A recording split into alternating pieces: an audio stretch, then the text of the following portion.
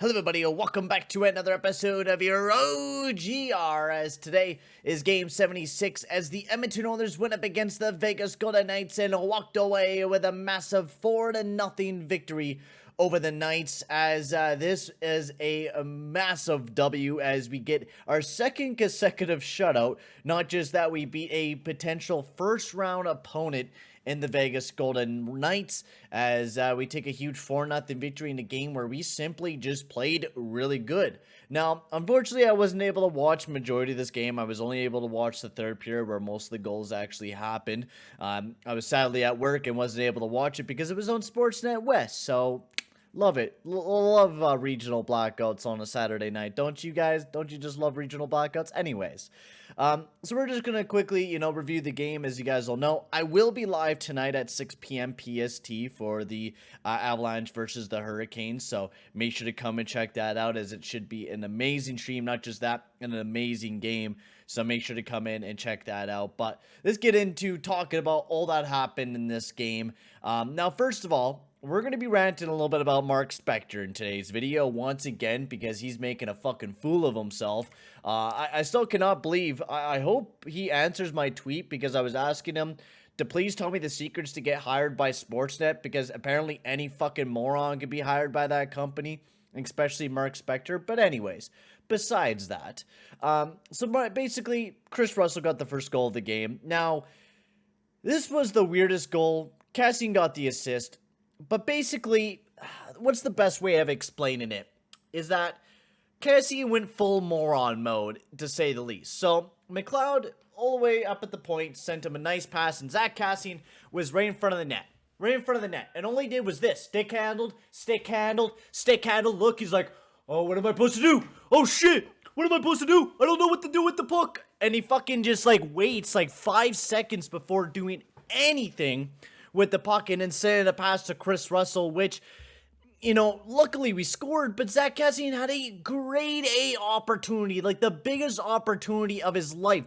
Thompson was sprawled out, looking to make a big save, and Cassian didn't shoot the puck, at all once. Not once. I'm glad it turned out to be a goal, but my lord. And this is what Mr. Mark Spector had to say about it. Let me just find this stupid tweet. That's an excellent patience by Cassian, setting up Chris Russell nicely for the game's first goal. What do you mean, Spector? And then, he goes on, this guy was, asking, that Cassian gave up a grade A opportunity. He's like, he had a primary assist on the goal, and you're going to criticize a player, how he went about it? Sorry, I say criticism for players who don't produce.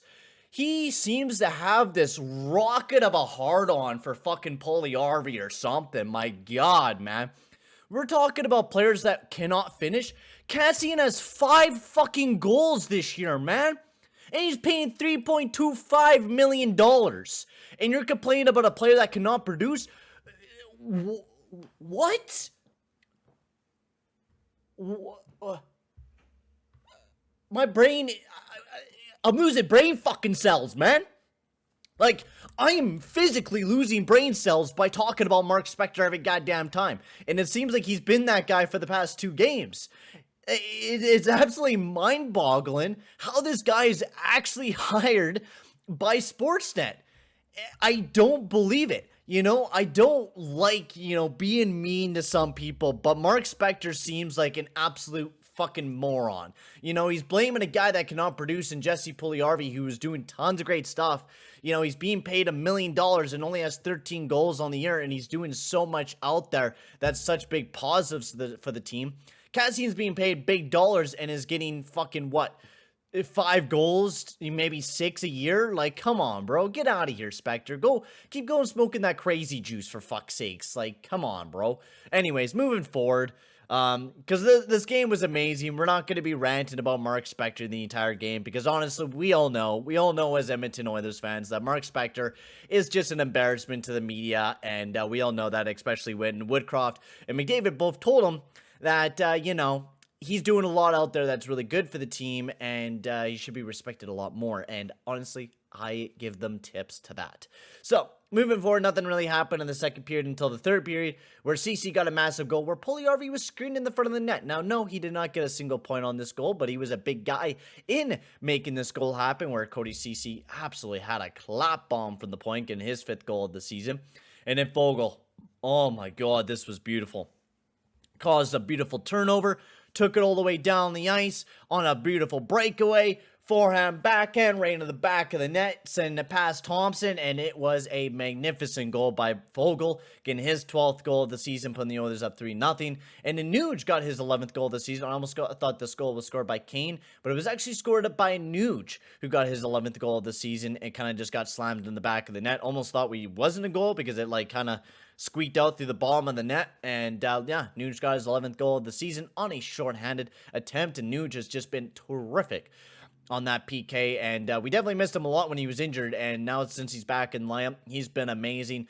He's been playing all up and down the kind of the 3rd and 4th line. He did an amazing job tonight, especially when I was able to watch a little bit of the 3rd period. He looked absolutely amazing out there for the Edmonton Oilers. So once again, we went with the 11-7, and it seemed like it really worked well with the team. Like, I think playing another extra defenseman kind of just gives us, that extra really good defenseman in Chris Russell, who's able to just go out there, play some shutdown minutes, and play really good for the team, who actually scored a goal, weirdly enough, as well. And Mike Smith was just fantastic, making 39 saves on the night. Another shutout for him. He was just absolutely amazing from top to bottom, and absolutely gorgeous. Once again, I forgot to turn on my light for the video once again, so sorry guys if it looks a little dark. It's because I keep forgetting to turn on my light. Fuck me, man. Every damn time, it's like the last 2 videos I made, I keep forgetting to turn on the light, and this time I totally forgot again. So anyways, moving past that, otherwise, the team played really well. I think this was probably one of our best games. Once again, we played really well shut down defensively. We played really good offensively as well. I think that's a big thing to note. Kane, McDavid, Puljujärvi was looking amazing once again. Hyman, Draisaitl, and Yamamoto, they can produce a lot of offense, but they've been playing really well defensively. And then you got, the whole 3rd line, which Ryan played really good throughout the night. Foegele had a good night. And then Kassian was all right, but he was just not very great defensively. McLeod was also dashing all over the place too. I've seen him a lot. He just didn't have a lot of puck touches. Defensively, honestly, we played really good. I like the kind of the switch between, whether it be Kulak and Barry, or Kulak and Russell, or Russell and Barry, whatever it may be. They've been playing really well defensively, and it seems to be working right now when you kind of switch it up a little bit, and it seems to be really working. Keith and Bouchard didn't have a bad defensive night either, and same with Nurse and Cece. And now we pick up another W, and Woodcroft improves his record to 21-8-3, and he becomes the fastest coach to reach 20 wins ever in Edmonton Oilers history, and Jay Woodcroft has done wonders to this team. I think that's something I would like to talk about as well. That, something that we were not able to see out of this team was a competent finish to the end of the game, where we were actually able to play really well in the 3rd period, or actually play one of the best 3rd periods. Usually when we have a lead going into the 3rd period, it seems like we go into this trap style game where we just, I don't know, we fold, we crumple, we don't do very good, and it seems like it never really ends up being very good for the Edmonton Oilers. So honestly, amazing game here once again for the Edmonton Oilers, and we played absolutely magnificent. So hopefully we can continue, because right now we're really taking a hold of that 2nd place in the Pacific Division, as we're just kind of, catching up to the Calgary Flames. Of course, they do have 2 games on hand, so we would have to have them lose a lot of the games coming up here soon. But hey, we're starting to gain some traction. We're really starting to look really good, and we're going to try to make a push for the playoffs. And honestly, if we keep playing the way that we're playing right now, and actually, clean up our defensive mistakes, which from what it seems like we've been able to, and we're getting good goaltending, when you get good goaltending, anything can really happen to you in the playoffs. So honestly, I have a lot of belief in this Edmonton Oilers team walking into the playoffs here, man. I really, really do, and I hope that they'll be able to smash my expectations, because you guys all know I believe this team probably not make it out of the 1st or 2nd round, and that'll probably all we'll see out of this team. But if they continue to play the way that they're playing right now, the sky's the limits for this team, to be quite honest with you. But for now, guys, I'm going to end the video here. Thank you very much for watching, guys, and I'll see you guys all in the next one. Adios, amigos.